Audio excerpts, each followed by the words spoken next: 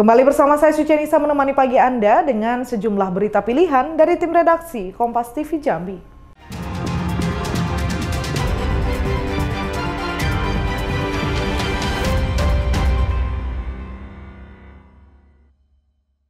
Saudara Rudi Setiawan, pemilik rumah pangan Kita, ditangkap polisi. Ia ketahuan mengganti kemasan beras subsidi SPHP ke karung polos tanpa merek. Pelaku sudah 6 kali melakukan pergantian karung beras sejak tahun 2023. Rudi Setiawan, pemilik rumah pangan Kita, ditangkap polisi. Ketahuan mengganti kemasan beras subsidi SPHP ke karung polos tanpa merek.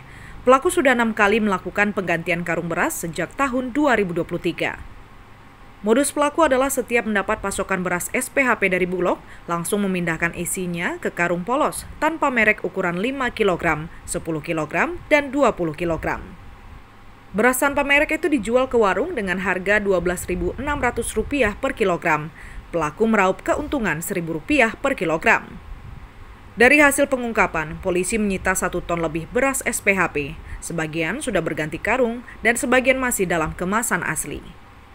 Kasus ini terbongkar setelah polisi mendapatkan informasi di toko di kota Jambi yang menjual beras tanpa merek. Penyidik kemudian menemukan CV Gembira Maju yang mengaku mendapat pasokan beras tanpa merek dari Rudi. Polisi mengamankan 221 karung beras SPHP, 20 karung tanpa merek ukuran 20 kg, 54 karung tanpa merek ukuran 10 kg, dan 100 karung tanpa merek ukuran 5 kg. Selain itu, polisi juga menyita barang bukti lainnya, 1 unit mesin jahit karung portable, 1 mobil bak terbuka, serta ratusan karung kosong tanpa merek.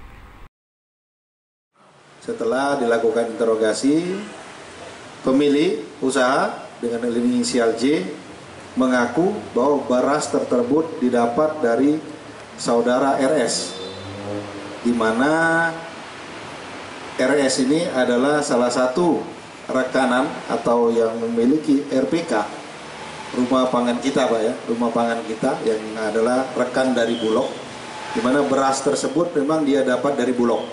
Alasan dari pelaku supaya beras cepat laku, karena kalau SPHP yang dia jual itu 1 orang hanya bisa 2 karung, tapi kalau dia sudah ganti karung, dia bisa jual banyak sekali jual gitu. Itu alasan dari pelaku. Modusnya. Akibat perbuatannya, pelaku dijebloskan ke sel Mapolda Jambi, diancam Undang-Undang Perdagangan dan Perlindungan Konsumen. Wiradani Damani, Kompas TV Jambi. Seorang pria bersenjata tajam melakukan aksi perampokan di sebuah agen bank di Kelurahan Tebing Tinggi, Kecamatan Tebo Tengah, Kabupaten Tebo Jambi. Namun upaya pelaku gagal lantaran korban melawan. Perampokan ini dilakukan lantaran kecanduan judi online. FE, warga Kabupaten Bungo, nekat menodongkan parang kepada korban saat berpura-pura bertransaksi di gerai bank milik Hairunisa. Awalnya pelaku mengisi BBM di toko korban dan berpura-pura transaksi langsung masuk ke toko memiting korban. Akibatnya, korban mengalami luka di sejumlah tubuh. Korban sempat melakukan perlawanan dan berteriak minta tolong. Warga pun berdatangan mengejar pelaku, namun pelaku berhasil kabur dan melarikan diri. Tidak sampai setengah jam, anggota Polres Tebo berhasil menghentikan pelarian pelaku di depan Mapolres Tebo. Polisi mengungkap motif pelaku merampok karena terbelit hutang akibat kecanduan judi online. Adapun kondisi korban pada saat kejadian sempat terluka dengan terkena dari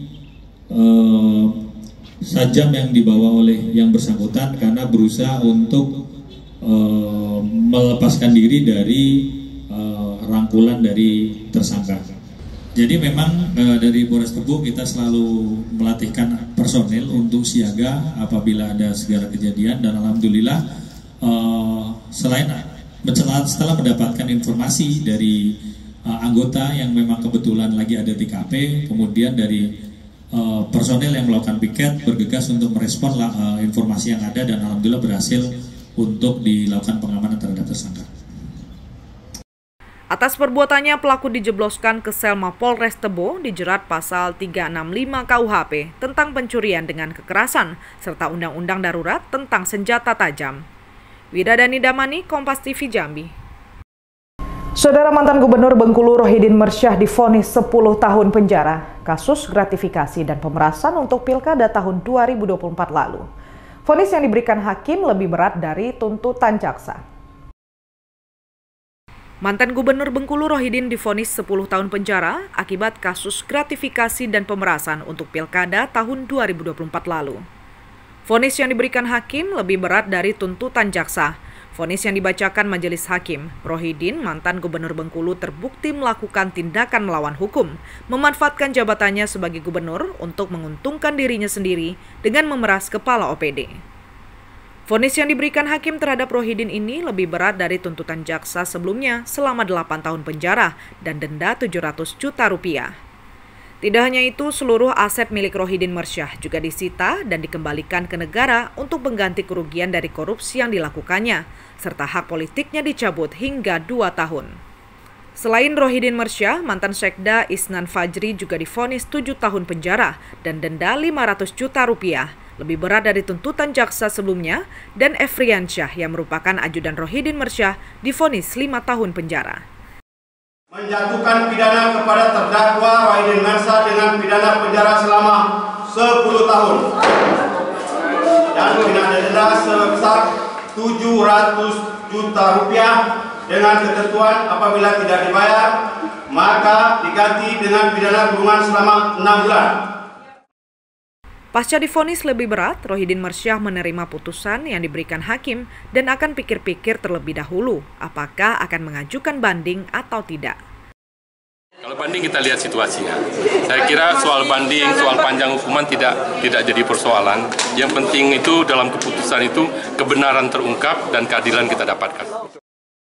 Dalam sidang vonis ini, polisi menyiagakan personil dengan pengamanan ketat untuk mengantisipasi hal yang tidak diinginkan terjadi. Bayazil Al-Raihan, Kompas TV, Bengkulu. RR warga Kampung Melayu Bengkulu mengaku sebagai anggota Brimob menjual wanita yang dikenalnya melalui media sosial ke pria hidung belang. Pelaku mengancam akan menyebarkan foto korban jika tidak ingin mengikuti kemauannya. RR warga Kampung Melayu Bengkulu mengaku sebagai anggota Brimob menjual wanita yang dikenalnya melalui media sosial ke pria hidung belang. Pelaku mengancam akan menyebarkan foto korban jika tidak ingin mengikuti kemauannya. Aksi ini bermula dari RR yang mengaku seorang anggota Brimob berkenalan dengan korban melalui media sosial. Pelaku menjanjikan ingin menikahi dan mempekerjakan korban di Rumah Sakit Bayangkara.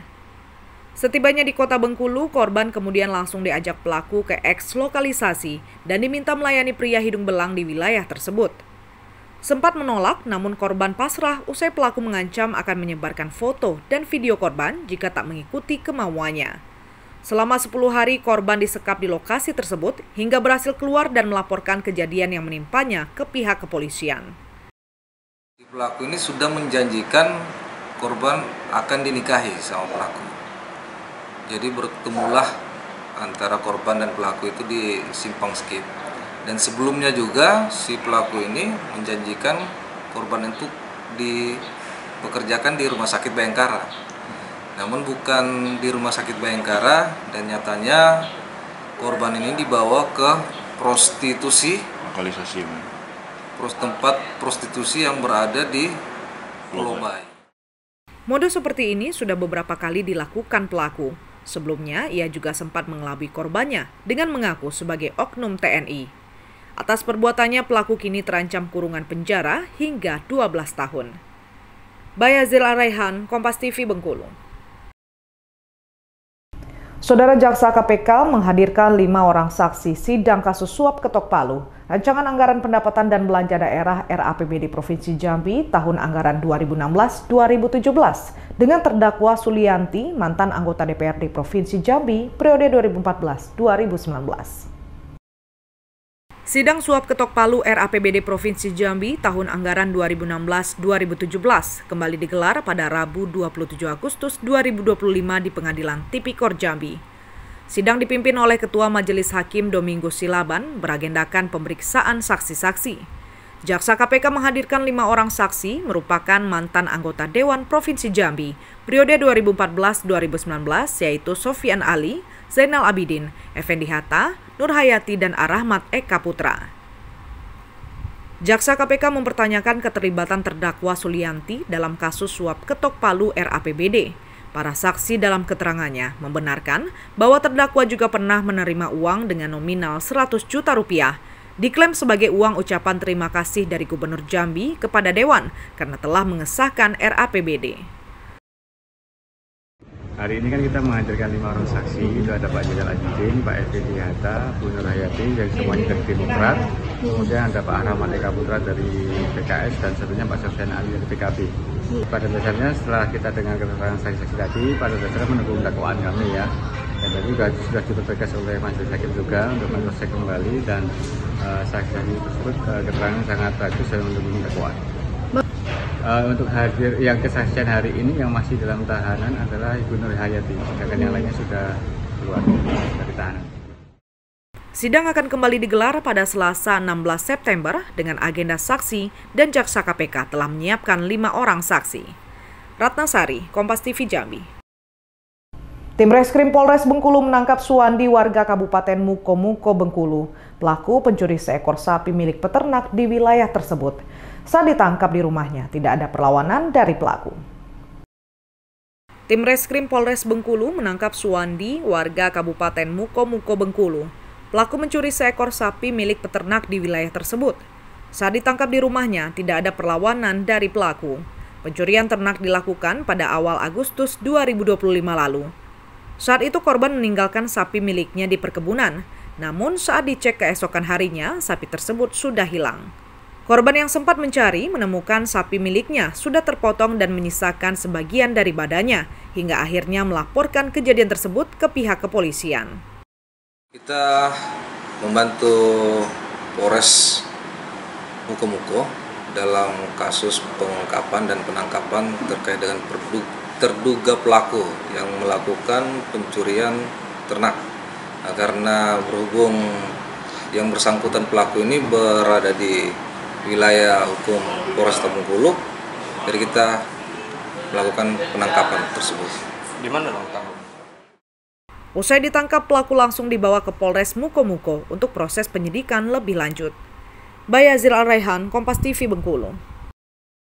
Saudara, Kompas Jambi akan selanjutnya selanjutnya berikut dengan sejumlah berita menarik. Antara lain, mahasiswa Jambi ciptakan VCO dari santan kelapa. Nantikan sesaat lagi.